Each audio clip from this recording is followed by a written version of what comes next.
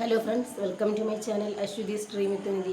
എന്തായാലും കഴിഞ്ഞ ദിവസം ആ കുഞ്ഞിൻ്റെ വീഡിയോ ചെയ്യുമ്പോൾ ഒരുപാട് വേദനയും വിഷമവും ഒക്കെ ഉണ്ടായെങ്കിൽ ഇപ്പോൾ ഒരു ചെറിയ ആശ്വാസമുണ്ട് കേട്ടോ. കേരള പോലീസ് എന്തായാലും അവന് നല്ല രീതിയിലൊരു ട്രീറ്റാണ് കൊടുത്തത്. അവൻ്റെ ആ സ്റ്റൈലിൻ്റെ ഫ്രീക്ക മുടിയൊക്കെ എന്തായാലും വെട്ടിക്കളഞ്ഞിട്ടുണ്ട്.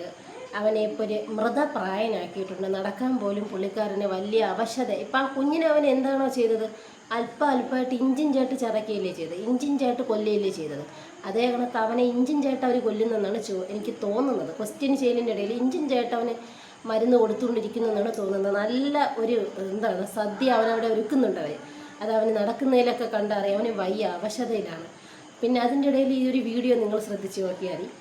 എവിടെ അവനെയും ക്വസ്റ്റ്യൻ ചെയ്യാനായിട്ട് ജീപ്പിൽ നിന്ന് ഇറക്കിയിട്ട് വേറെ എവിടെ കൊണ്ടുപോകാനായിട്ട് പോവുകയാണ്.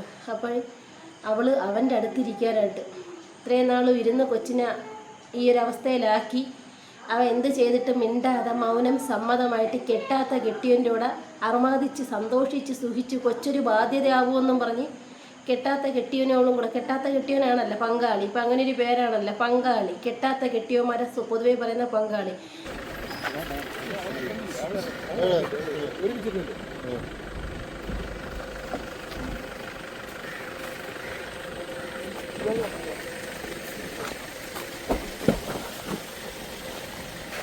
ചേച്ചി സുഖമാണ്.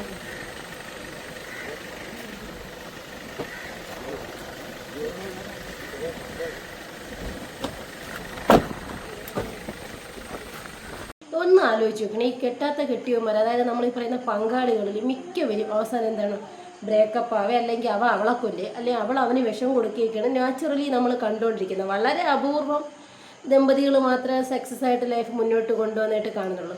90% അല്ലെങ്കിൽ 95% കെട്ടാത്ത കെട്ടിയവന്മാരും, അതായത് പങ്കാളിമാരും അവസാനം രണ്ടിലൊന്നായിരിക്കും, അതല്ലെങ്കിൽ ബ്രേക്കപ്പ് ആവും. അതിപ്പോൾ നമ്മളിപ്പം അമൃത സുരേഷ്, ഗോപി സുന്ദർ, സെലിബ്രിറ്റികളെ പറയുന്ന എത്ര ഉദാഹരണങ്ങൾ. അതൊക്കെ അവരൊക്കെ പോട്ടെ, അവരെ വഴിക്ക് പോട്ട്. എന്തായാലും അവൾ കെട്ടാത്ത കെട്ടിയവനോട് ഇത്രയും നാളും ഒരുമിച്ച് ജീവിച്ച് സന്തോഷിച്ച് കൊച്ചിനെ ഇഞ്ചിഞ്ചായി ചതച്ച് കൊന്നിട്ട് പോരാ, അവൾ അവൻ്റെ അടുത്തിരിക്കാനായിട്ട് ജീപ്പിലോട്ട് കയറാൻ ഭാവിച്ച്.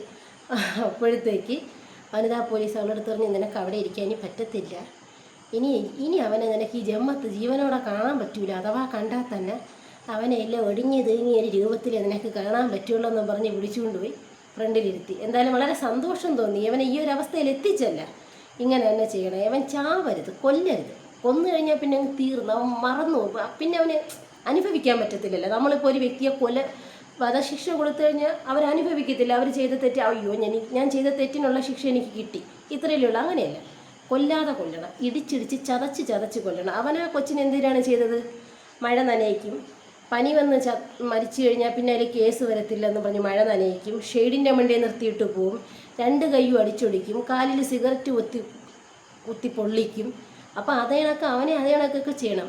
അവൻ്റെ 2 കൈ അടിച്ചൊടിച്ചിടണം, സിഗരറ്റ് പൊള്ളിക്കണം, എന്തൊക്കെ അവനെ ചെയ്യാമോ, എങ്ങനെയൊക്കെ ക്രൂരതകൾ അവൻ്റെ അടുത്ത് കാണിക്കാവോ അതേ കണക്കൊക്കെ അവനെ ചെയ്യണം. അതാണ് പോലീസ് ചെയ്യേണ്ടത്. അത്രയെങ്കിലും കൊച്ചിൻ്റെ ആത്മാവിനൊരു ശാന്തി കിട്ടും. മനസ്സിലായില്ലേ? ഈ ഓരോ കുഞ്ഞുങ്ങളെ സ്നേഹിക്കുന്ന ഓരോ മനുഷ്യർക്കും മനസ്സിനൊരു സമാധാനം കിട്ടും. എന്തായാലും അവളും അവന് നല്ല ട്രീറ്റാണ് അവിടെ കിട്ടുന്നത്. എന്താ പോലീസ് കസ്റ്റഡിയിലിരുന്ന് അവന് നല്ല ട്രീറ്റാണ്. ഇനി ജയിലിൽ പോകുമ്പോഴും ഭയങ്കര ട്രീറ്റ്മെൻ്റ് ആയിരിക്കും കേട്ടാ കിട്ടുന്നത്. വളരെ സന്തോഷമുള്ളൊരു കാര്യം തന്നെയാണ്, വളരെ സമാധാനം.